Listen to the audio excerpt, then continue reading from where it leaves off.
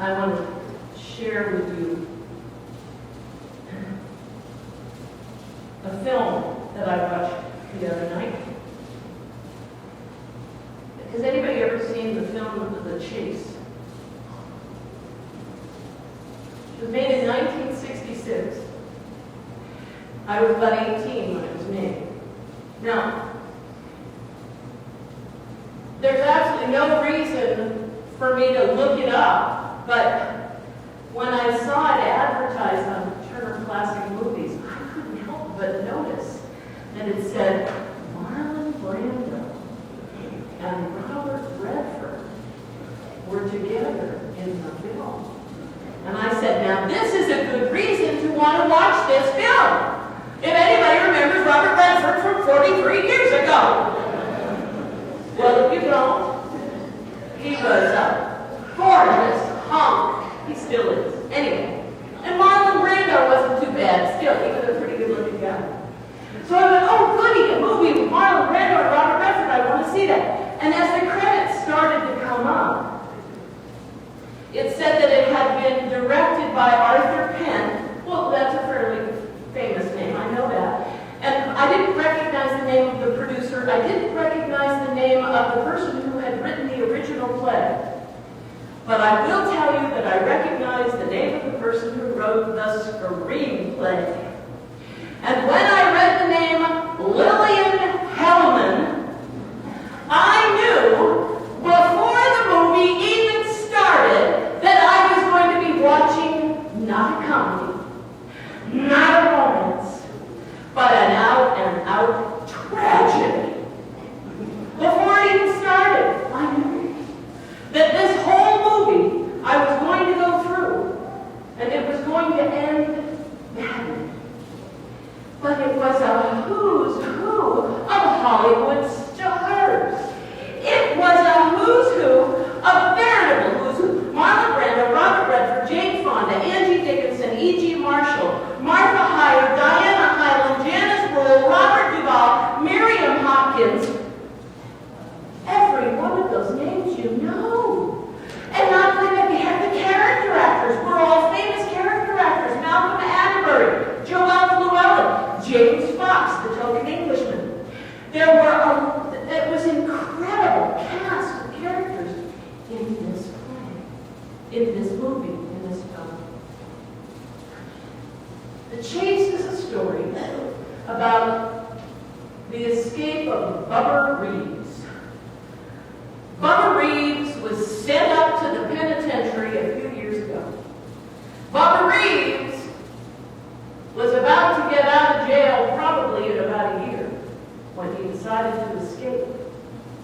And he escaped with a really bad apple, a really rotten guy, who murdered a man and fled in the car, leaving poor Bubba Reeves alone, still running from the people in the penitentiary. He finally runs through the woods, hides, and he gets to a train. He's starving to death. He steals food from people, and people see him. He gets to a train, and he reads on the train card, Mexico, something, flatbed, or something like that. And he leaps onto the train, and first of all, the poor thing leaps into a nice refrigerator car and almost freezes to death. Okay. He's pitiful, I'm telling you, poor Bubba. And he escapes from the refrigerator car and goes into another car. And there are other people in the other car. And he says, oh, we going to Mexico? And the people go. And he says, we going to Mexico? And they go, he's going the wrong way. He thought he was going to Mexico, but he's not. He's going north.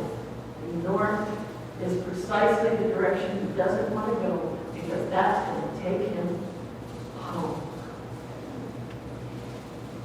In the small town that Bubba Reeves comes from, the word comes out that he's escaped.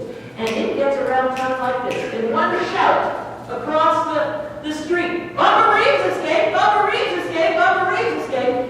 And suddenly, the lives of all of the people in the town get agitated. Because you see, what you and I find out, and what you and I already know, is that Bubba Reeves is going to be up on charges of murder, and you and I already know that he didn't do it. He was sent up to the penitentiary, and he took the rap for several people. One of the people he took the rap for was a very smarmy Robert Duvall, who stole the $50 that Bubba Reeves got in trouble for. And another guy, Joe Llewellyn, who plays the guy who owns the junkyard. He also, Bubba Reeves, took the rap for something that he did.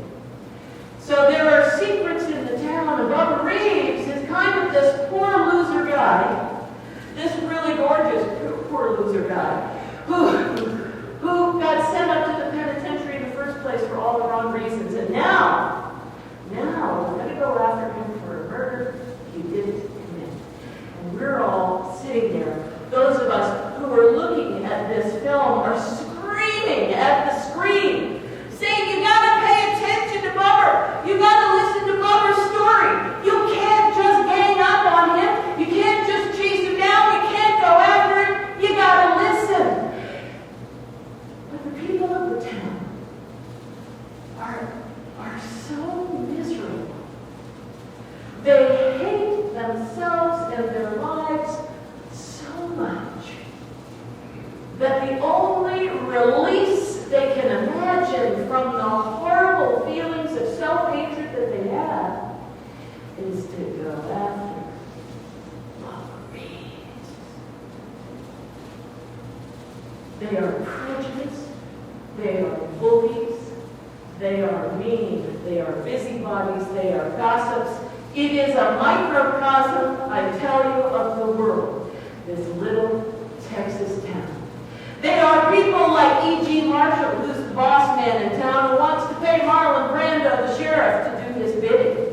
They are Robert Duvall, who is that poor, simpering, whimpering, smarmy vice president of the bank, who only wants to be appreciated in this life, and who wants to be upper class, and whose wife wants to be upper class, well, even though she's having an affair with his partner in the bank.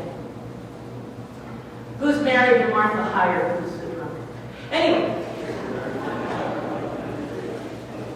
everybody in the story has this shadow hanging over them, a shadow hanging over their lives that haunts them and that consumes them from the inside out. Even the lady who's the prayer lady, who runs around with the Bible in her hand saying she's going to pray for you, so much so that she'll bash her way into your home, upstairs to your bedroom, and say, I'm praying for you. Everybody has a shadow hanging over